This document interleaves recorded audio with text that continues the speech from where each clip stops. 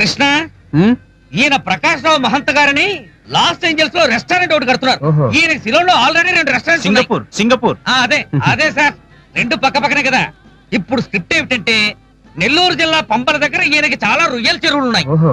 కలిసి వచ్చే కాలం వస్తే ఎగిరొచ్చే రొయ్యలు వస్తాయని ఇప్పుడు ఆ రొయ్యల చెరువులు లీజ్ కి పాల్గొంటాడు. See, I am planning to go Singapore. I am not able to concentrate all these businesses. That's why I would like to dispose of. English లో స్క్రిప్ట్ అది. కృష్ణ పార్టీ చెదిరిపోకుండా కొట్టుకొచ్చారు. వదిలేస్తే మీరు ఎవరైనా ఎగరేసిపోతారు, అంత డిమాండ్. కాదరా, ఇందులో మనకి ఎక్స్పీరియన్స్ లేదు కదరా. మా ఊర్లో వాళ్ళ చేపల చెరువులో నాకు ఎక్స్పీరియన్స్ ఉంది. శ్రమ నాది, పెట్టుబడి నీది. ఒకవేళ నీ క్యాష్ ప్రాబ్లం ఉందనుకో, వాళ్ళ చేతే పెట్టుబడి పెట్టిస్తాను, అప్పిస్తారు. కాకపోతే లీజ్ అగ్రిమెంట్ లో కమిట్ అవ్వాలి. అలాంటి లొచ్చులు మనకు వద్దు కానీ డబ్బుని అరేంజ్ చేసుకుంటాను. కన్ఫర్మ్ చేసే. ఇది కరెక్ట్ స్క్రిప్ట్.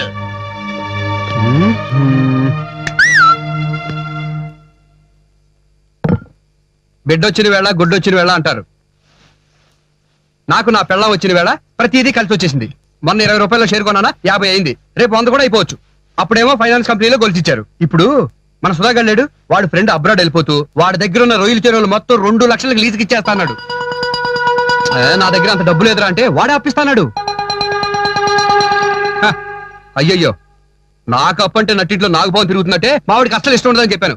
అయినా మనకు అప్పు ఎందుకు విజయ్? మన దగ్గర లేవు, నీ నగలు లేవు, బ్యాంక్ లో పెట్టుకుంటాం, లోన్ తెచ్చుకుంటాం. నేనివ్వను. అయ్యో, అలా అంటే ఎలా విజయ? తాకట్టు పెట్టడం నాకు ఇష్టం లేదు. తాకట్టు కాదు విజయ్, మన నగలు బీరోలో పెట్టుకుని ఎదురుగా మంచం వేసుకుని కాపలా కాసే బదులు ఏ బ్యాంక్ సేఫ్ లోనే పెడతాం. వాడే కాపలా కాస్తాడు, వాడే డబ్బిస్తాడు. దీన్ని తాకట్టు అనరు. అదంతా నాకు తెలియదండి. షేర్స్ లో కొంత డబ్బు పెట్టారు, ఫైనాన్స్ లో కొంత డబ్బు పెట్టారు. వాటిలో తేల్తామో మునుగుతామో తెలిసాక వేరే దాని గురించి ఆలోచిద్దాంలేండి.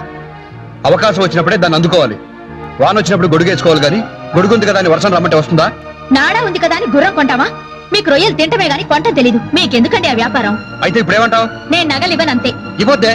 అది కాదండి, అసలు నీకేం తెలుసని నేనేం చేద్దామన్నా ప్రతి దానికి వద్దంటావు. నేను మాత్రం ఎదగక్కర్లేదు. నీ నగలేమో బీరువాలో మూలుగుతుండాలి. ఒంటి మీద వేసుకుని ఊరేగు. నేను చెప్పేది వినండి మీరు. ఇంకేం మాట్లాడుకోద్దామా? నీ నగలు వద్దు, నీ గోళ వద్దు.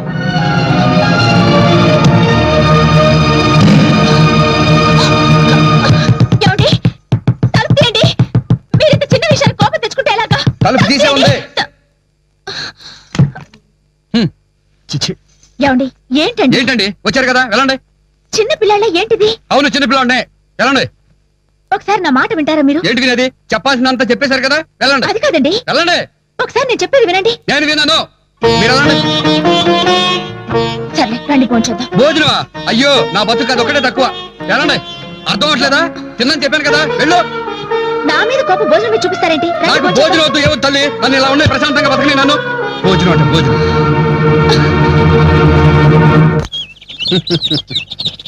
సమర్థులకు అవకాశం ఉండదు, చలేసినాడికి చొక్కా ఉండదు, తడుస్తున్నాడికి గొడుగు ఉండదు, అవసరానికి డబ్బు ఉండదు. ఈ మాత్రం దానికి డబ్బెందుకో, దాన్ని రెట్టింపు చేయాలన్న ఎదవాస ఎందుకో. టిఫిన్ చెద్దురుగాని రండి.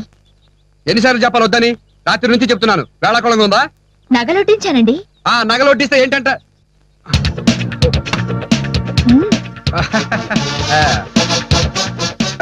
అది కాదురా. ఇప్పుడు విజయ్, నీ మాట కారపూసలాగా ఉంటది గాని నీ మనసు మాత్రం వెన్నపూస.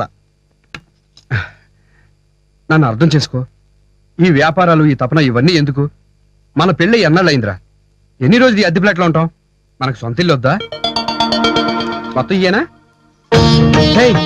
పిచ్చిదానా, నేను దోచుకునే వాళ్ళ కనిపిస్తున్నాను నీకు? సెంటిమెంట్ ఉంచు ఉంచు. ఇప్పుడు వీటిని తీసుకెళ్తున్నానంటే రేపు రెట్టింపు చేస్తాను నీకు. అబ్బా, ఆకలిగా ఉంది. నేను అటు నుంచి ఏమీ తినలేదురా.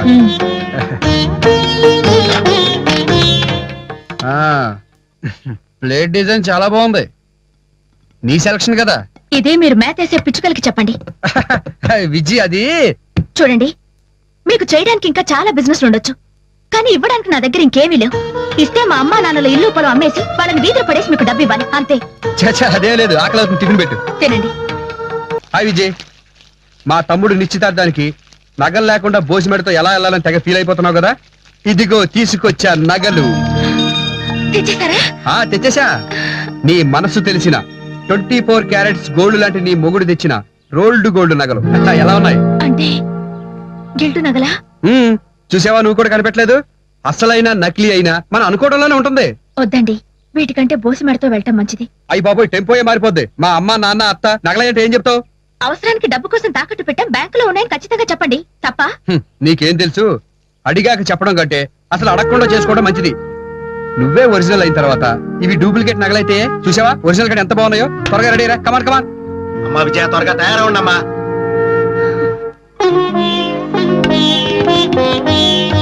మీ పెద్దబ్బాయి గారు ఇంకా రాలేదేమండి? పని మీద బయటికి పంపించాను, వచ్చేస్తాను. అమ్మ ఒకసారి రా. ఎందుకురా? రా చెప్తాను. ఏరా నెక్లెస్ తెచ్చావా? అంతా ఎదురు చూస్తున్నారు. లేదమ్మా, నిశ్చితార్థానికి ఆర్డర్ ఇచ్చిన నెక్లెస్ ఇంకా మెడ్రాస్ నుంచి రాలేదు. అయ్యయ్యో, ఇప్పుడెలా? ఏమీ పెట్టకపోతే బాగోదు. దీనికంత కంగారు ఎందుకు వదినా? విజయ నెక్లెస్ లాంటిదే కదా ఆర్డర్ ఇచ్చాం, ప్రస్తుతానికి విజయ నెక్లెసే పెట్టేద్దాం.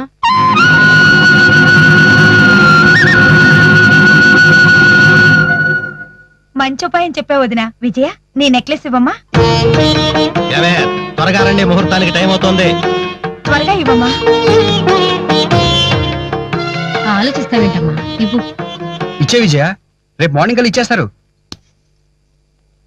ఏంటండి మీరు? వాళ్ళంటే తెలియక అడుగుతున్నారు, మీరు తెలిసి ఇమ్మంటారేంటి? ప్రస్తుతానికి ఇచ్చేయచ్చు కదా. తర్వాత ఇవి గిల్టు అని తెలిస్తే పీటల మీద పెళ్లి ఆగిపోతుంది, మీ ఇంటి పరువు పోతుంది. అయితే ఇప్పుడు ఏం చేద్దాం? ఇవి గిల్టు అని మీ అమ్మగారికి చెప్పేయండి. అమ్మో, నా పరువు పోతుంది, చెప్పొద్దు.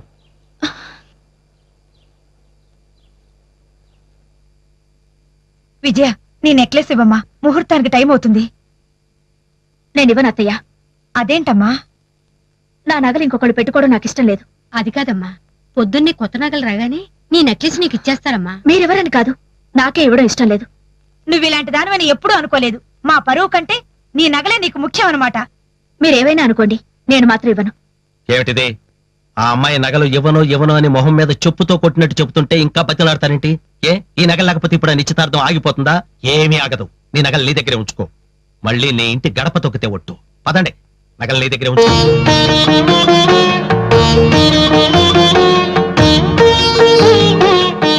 ముహూర్తానికి టైం అవుతుందిరా. నాన్న, ఏ పరా, లోపల రా నాన్న. ఏంటా లోపలికి వచ్చేది? ఆ? నేను బతుకుండగా నీ గడపలో కాలు పెట్టను అంతే. మాట్లాడుతూ నాన్న, ప్లీజ్. చెప్పే మాట వినండి. చాలు. మామయ్య గారు మీరైనా వెళ్ళొద్దని చెప్పండి. మంచి మర్యాద చేశావు. రావద్దు, వస్తావా అమ్మా? అత్తయ్య, మీ మనసు కష్టపెట్టాను. నన్ను క్షమించండి. చాలు, ఎందుకు అలా చేశాను? అత్తయ్య, చూడండి, మీరైనా చెప్పండి. అత్తయ్య,